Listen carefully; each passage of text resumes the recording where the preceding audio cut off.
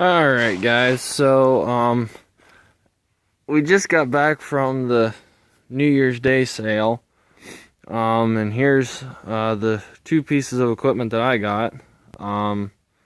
This here's a new Idea 565 square baler. If any of you guys have anything good to say about this thing, that'd be greatly appreciated. Here's Avco new Idea. It did have the chemical applicator on it. I don't have the monitor. It looks like it was unplugged at some point. It probably don't work worth a darn, so I'm not gonna worry about it. But the one thing that I noticed, this here rubs on the, because it's loose. It has a lot of slop in it. I'm gonna look in there and see if I can replace a bearing or something. Tighten that up a little bit. But as we were loading it, the previous owner of this was there to pick up the stuff he bought, and he told me it was a good baler. He told me I got a good cheap baler. There's the lube chart. So I figured I bought it because it was cheap. I was following the auction truck along, and here's the Nodders. They're a little different than my John Deere.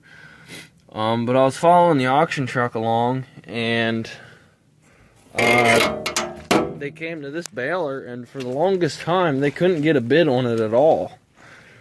So I bid on it, and I guess somebody else realized that it was a cheap baler, so they started bidding on it too. But I got the whole baler here for it has a thrower too. I got the whole baler for $400. So if it works, I got myself a cheap baler. If it doesn't work, I got almost new tires to put on my 336 and a hydraulic cylinder.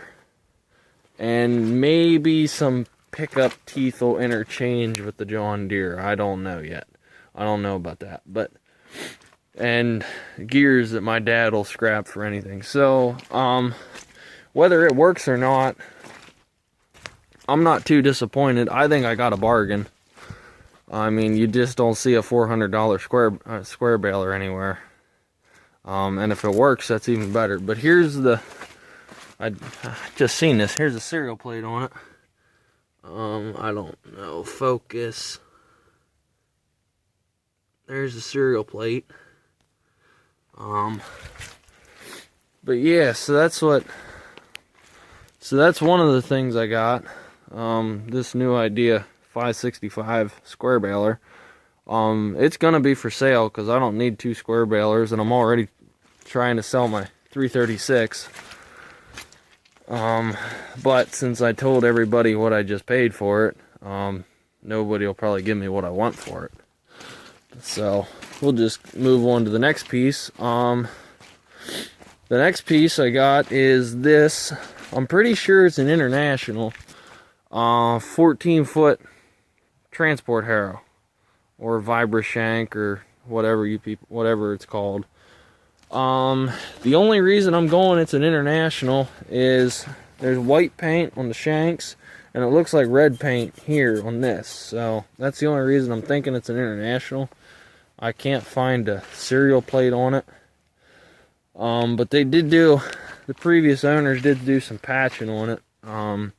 Here they added this thick plate of steel to it, and this, and on the sides, and all the way around. But this bar here is brand spanking new.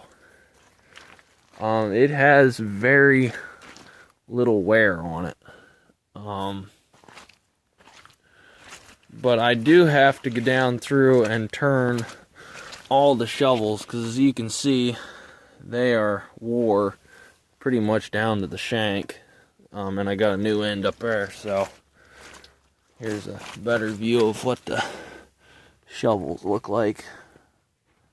But yeah, we'll get them all turned. But it is a 14-footer. Or at least that's what the sale bill says. I measured it out to 13 feet, but that's open for discussion. But I got this at a pretty good price too. I was following the auction truck along, and they couldn't get a bid on this piece either. And we do already have a transport harrow, but it's bent. It's bent, and it doesn't pull straight. So hopefully, see, it's a nice wide one. Hopefully this will work better. This here I only had to pay $250 for it. And while we were loading it, I had to go out and get my pickup to throw the piece on the little conveyor that Dad bought. And while we were loading it, the guy that was sitting in the skid loader said he just couldn't get over the fact that I paid $250 for it.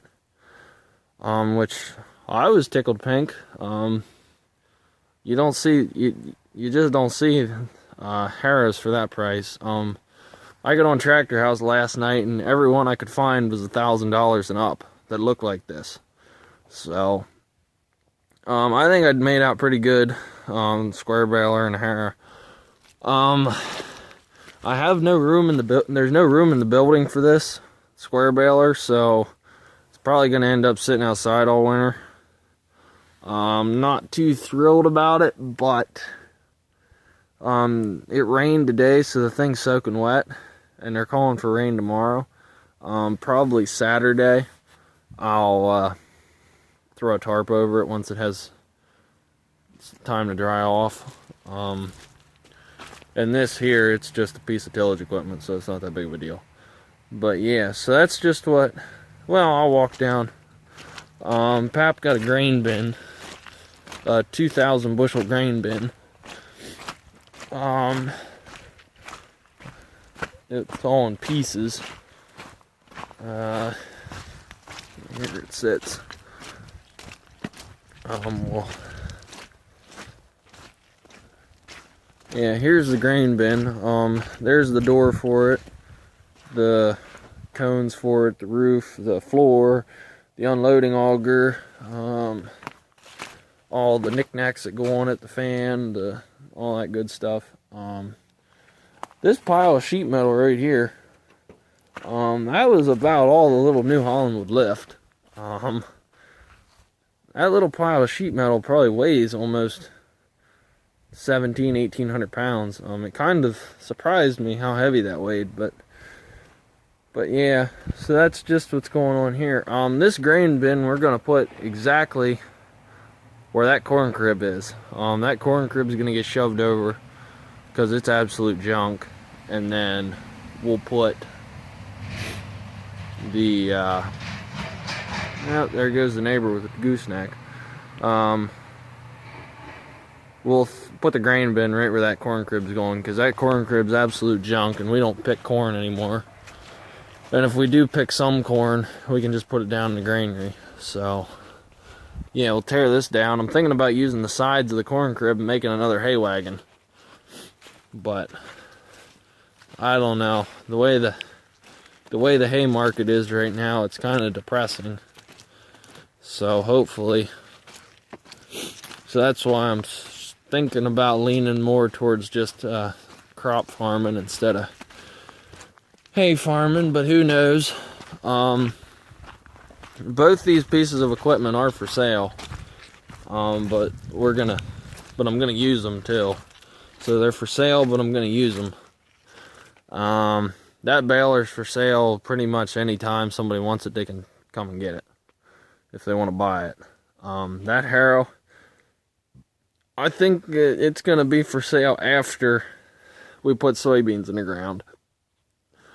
The problem with the other one is the other harrow we have, the teeth are, the distance from there to there is just way too stinking narrow, and every little sod lump clogs up in it. So I wanted to find one where the shanks were farther apart. So hopefully this will do the trick. It'll probably pull pretty good behind the 4320. Might be a little bit too much for the 2750. I don't know. we'll find out once spring rolls around. Right now it's a sloppy, muddy, greasy mess because it's above freezing and it rained.